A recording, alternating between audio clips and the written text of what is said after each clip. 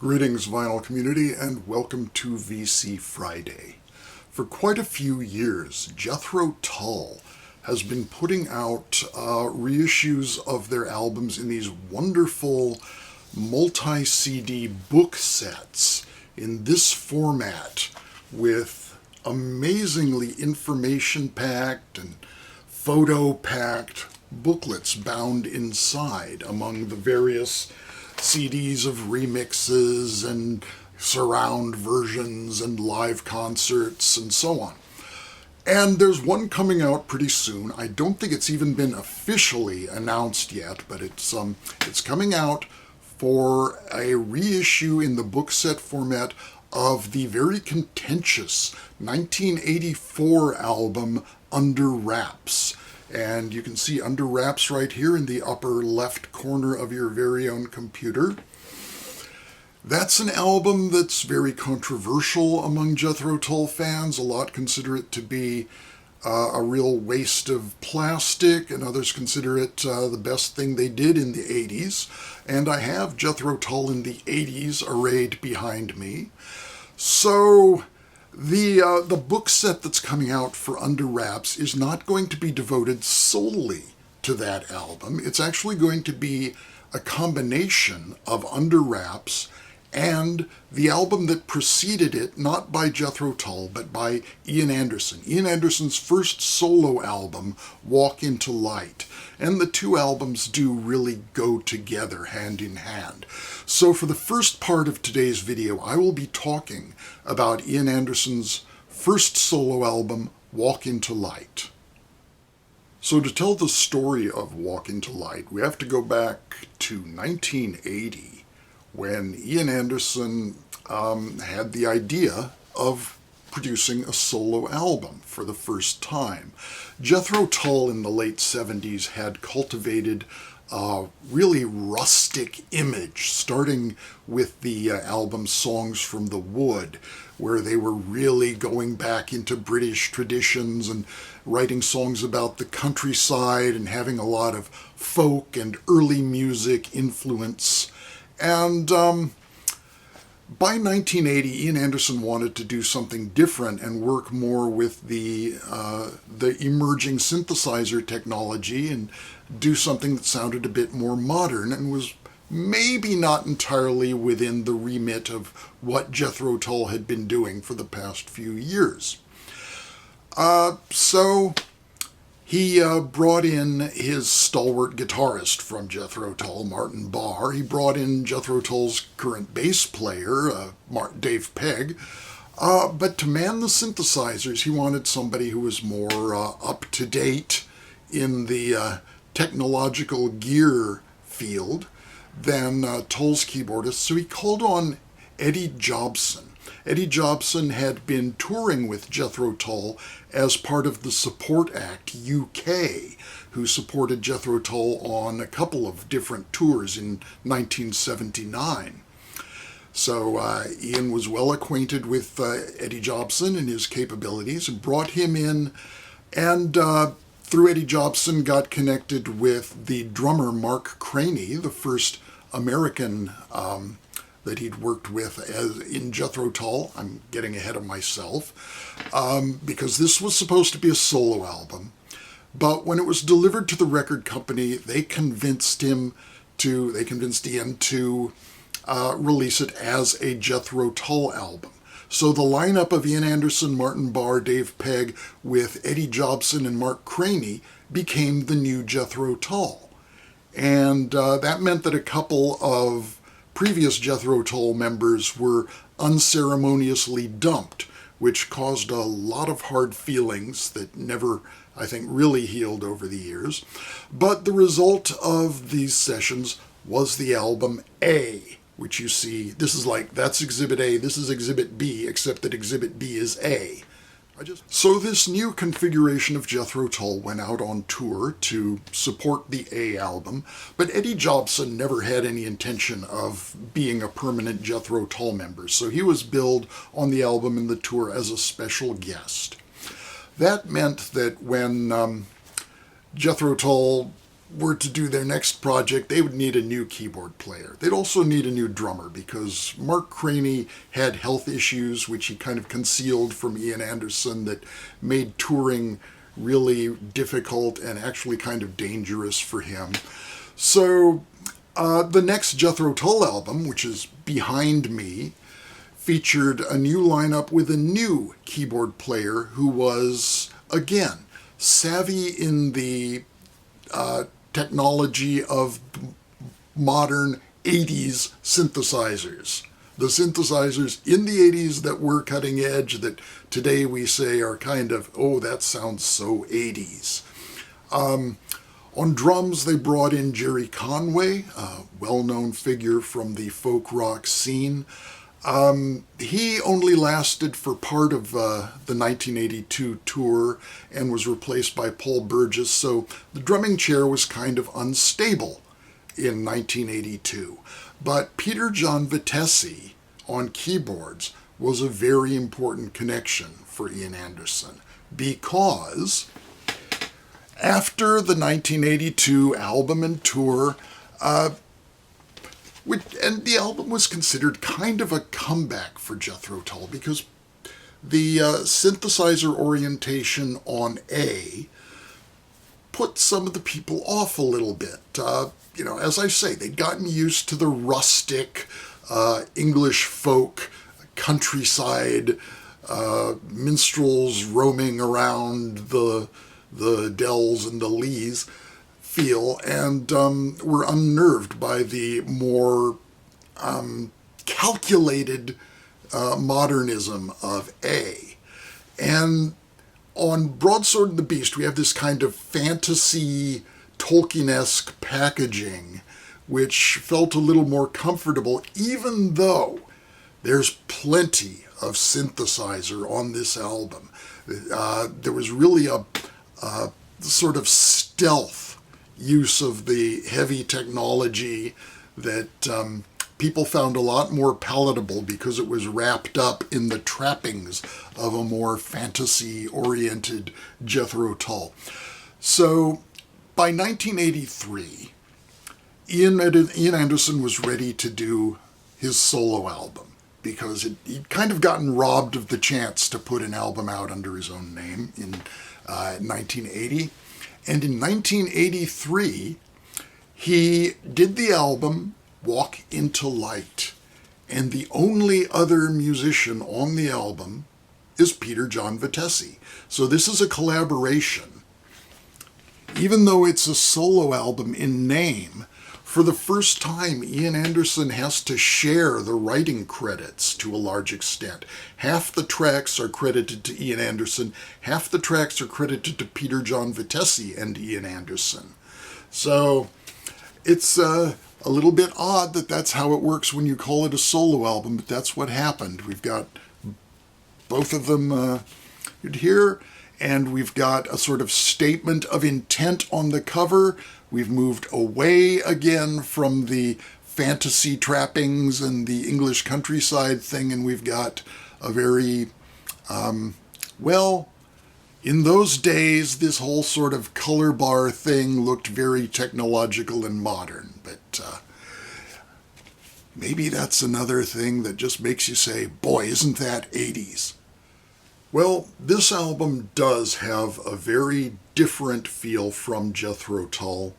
For one thing, there are no guitar solos, there's no Martin Barre, there's hardly any guitar at all.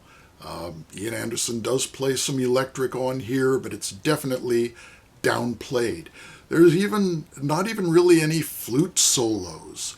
The songs don't have that kind of structure with the jamming improvised solos. They have generally composed bridges instead. It's a very programmed album. There's no drummer. The drumming is done by the Linn drum machine, which was a brand new innovation at the time. The Linn drum used samples of real drums, but it was programmed like a computer to play sequences of the drum parts. And specifically, as it's credited on here, The samples are Ludwig drums, as realized through the not the highest quality or highest resolution in the world samples used by the Linn drum machine. So what we get is very much in the vein of the contemporary early to mid 80s synth pop sound applied to Jethro Tull's progressive rock. There's a lot more of the basic 4/4 happening in the rhythm section, if you can even say that there is a rhythm section. Not entirely. We've got songs like Endgame, which is in 7. We've got some songs that do some interesting things with the syncopation of the bar, or with the time signatures like Looking for Eden and Toad in the Hole. We've got the songs on the front. Another oddity, songs and timings on the front. It's not on the back, so very innovative, don't you think?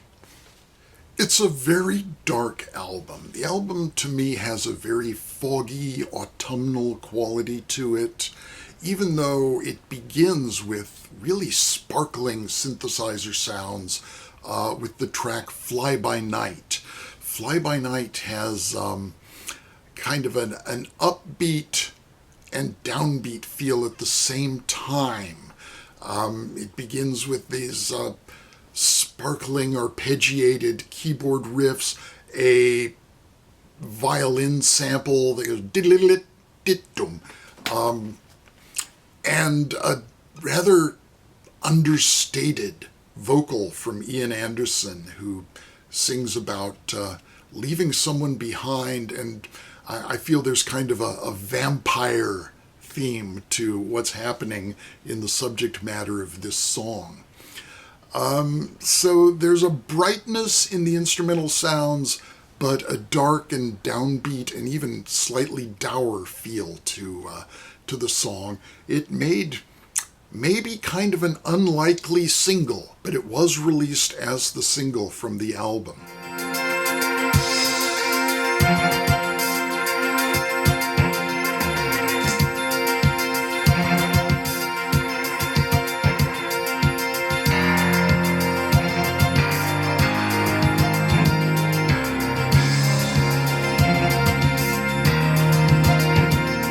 Song on the album is Somewhere in England, and it has a kind of hymnal feel to it in parts, and in fact it quotes the hymn Jerusalem when Ian refers to the England's green and pleasant land. There's also an amusing reference to laws being passed through the Commons cold. That's a political pun for you English-speaking folks.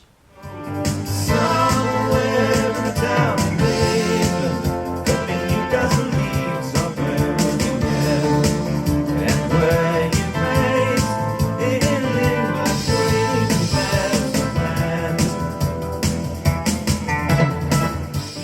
The third song is the title track, and it's a song about walking on stage as a big, highly paid rock star, and suggesting that those of us who are not big, highly paid rock stars might like to approach our jobs in the same way. So good luck with that. It's got a kind of funky feel to it, and a doobie-doo scat vocal solo, which is really out of character with Jethro Tull, but there we go. Next comes Trains, which is one of a number of songs that Ian Anderson has written about trains or about travel, and I think that's probably how he occupies himself while on tour, writing these songs about how he gets from one place to another. And the side ends with Endgame, the aforementioned track in 7, another very down-tempo piece, and kind of somber in its feel, and that was chosen as the B-side to the single.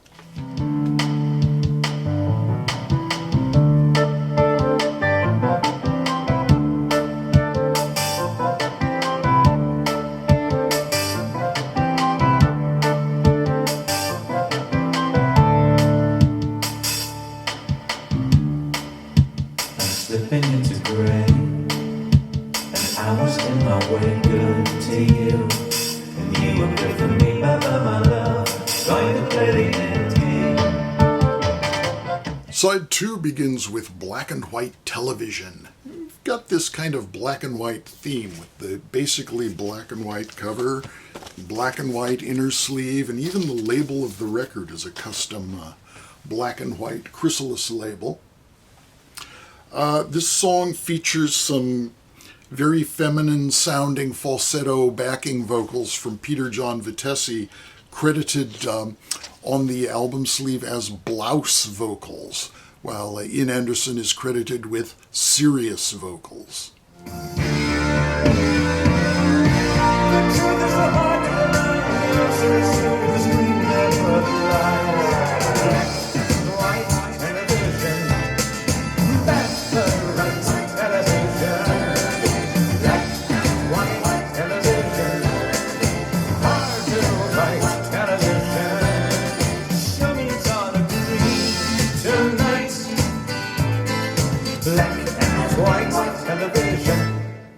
The side continues with the aforementioned Toad in the Hole and Looking for Eden, followed by User Friendly. And this is the big computer move where Ian name drops various aspects of computer hardware without really engaging that much. There's kind of a disco kick drum beat going through it, some riffy flute playing, and a very, very silly ending with the computer voice falling in love with the user.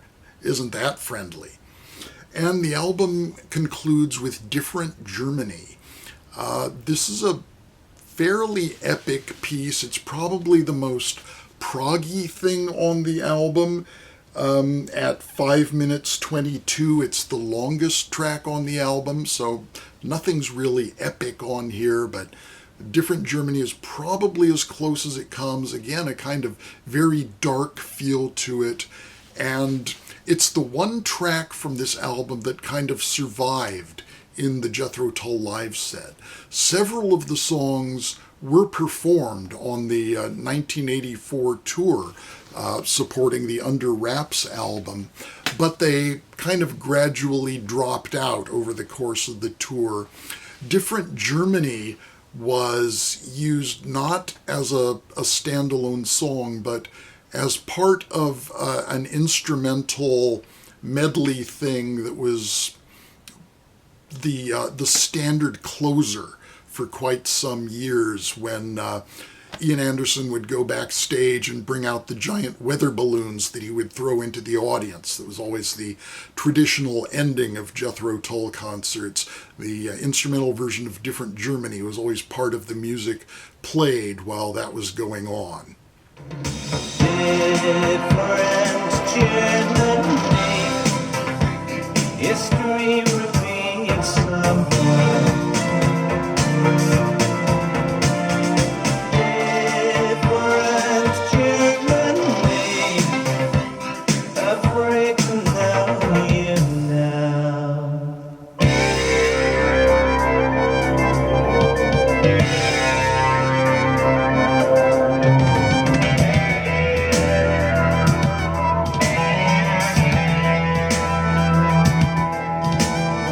As I'd mentioned, the opening track, Fly By Night, was released as a single with Endgame on the B-side. Here is the British release of that single. Here is a German copy of the same single with a single facts insert, otherwise the same sleeve.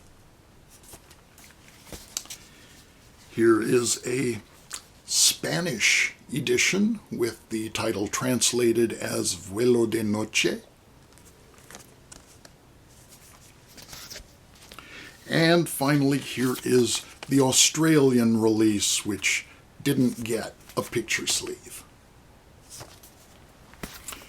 And just for fun, because I pulled it yesterday, here is Jethro Tull's next single from the Under Wraps album, Lap of Luxury, backed with Astronomy, and this is a Spanish pressing with the Spanish tour dates listed on the front of the sleeve. Sad to say, the album was a huge flop. It made number 78 on the British charts, which is far below where Jethro Tull was accustomed to place, and did not chart at all in the USA.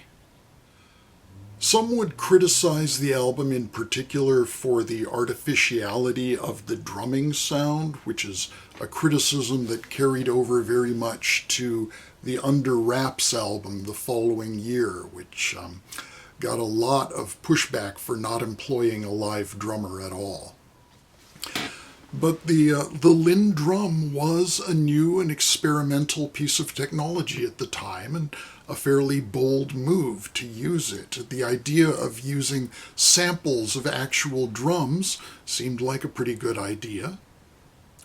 The next album I have to talk about is from 2015, and it is Las Cosas by Isasa, The Things. And Isasa is Conrado Isasa, who was the guitarist for A Room with a View, the Spanish group that played a kind of neo-psychedelic space rock version of progressive music. And this solo album is very much not in that vein. This is solo classical guitar. The closest thing I would compare it to might be the work of John Fahey. And the album is on this very attractive and very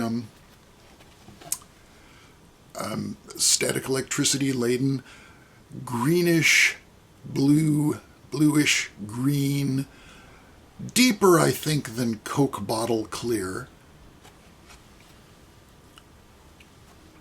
but turquoisey vinyl. And I just really enjoy the cover art.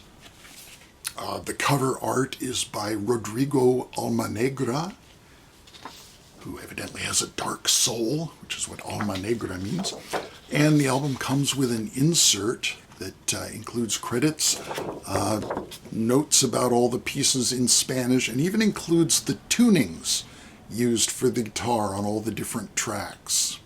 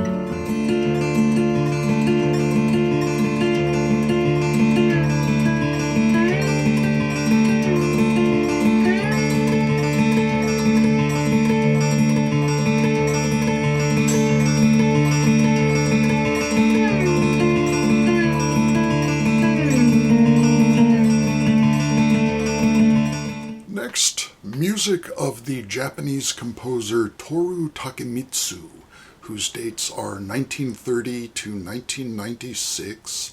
This is an album on the RCA Victrola budget label from 1969, consisting of an orchestral piece on side one and two electronic musique concrète pieces on side two. These are actually two sides from a 4 LP box set that was released of Takemitsu's music in Japan only. Coral Island, the orchestral piece, is a really wonderful evocation, a pictorial image of the island itself, of the geography. There is a great use of color, orchestral color in the piece. It's in 5 movements, alternating between the first, third, and fifth being instrumental, and the second and fourth being vocal, with the soprano Mitsumi Masuda singing the two poems. There's great use made of a contrast between very short staccato sounds like the xylophone and the harp and plucked strings versus very long, sustained, continuous drones from, say, the strings. Definitely levels of sound painting going on here, and just a very beautiful and colorful work composed, I believe, in 1962.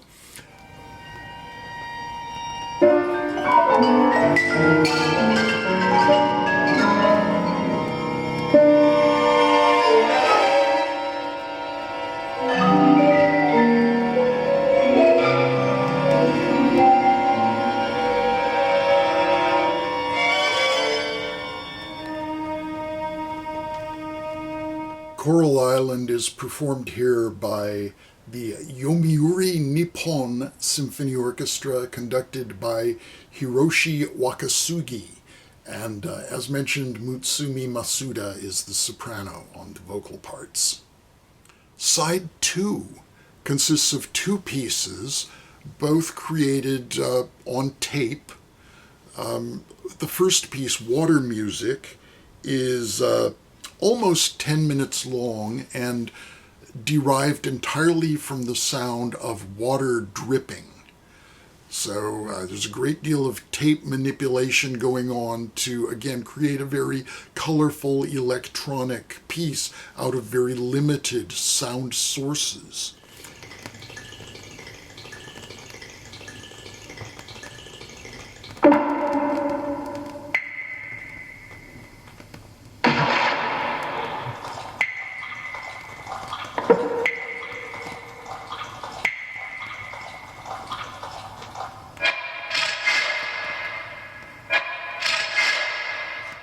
And the final piece, 4 minutes long, is Vocalism Ai, based on the Japanese word ai for love. And the word is spoken by one man and one woman in various intonations. And this is apparently derived from some kind of, I'm not sure how it worked, whether it was some kind of sound installation, but it was like days long of this sound world based on the words ai. Here we have 4 minutes of it. Wonderful interplay, some very erotic sounds when the woman is sighing and moaning ai. There's a almost humorous, I think of it as the sex scene when it becomes very rhythmic, and to me it's the creaking of bed springs. But Vocalism Ai, really a favorite piece from Toru Takemitsu.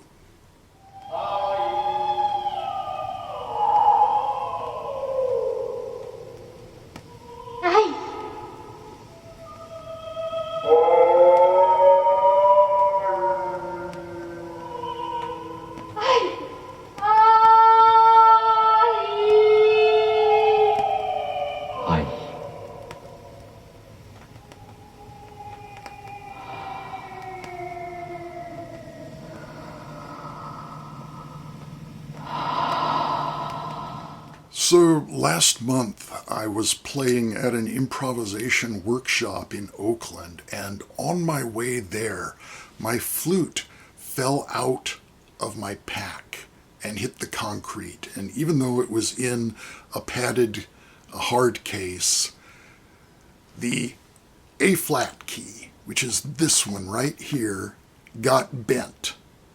And that meant that this little guy down here wouldn't seal correctly, and when that happens, that means all the right-hand notes are completely useless. So the flute was completely unplayable, so I took it into the shop the next day, after doing just some kind of, well, working without a functioning flute at the workshop, and it's fixed. So here's a little filler time for this video.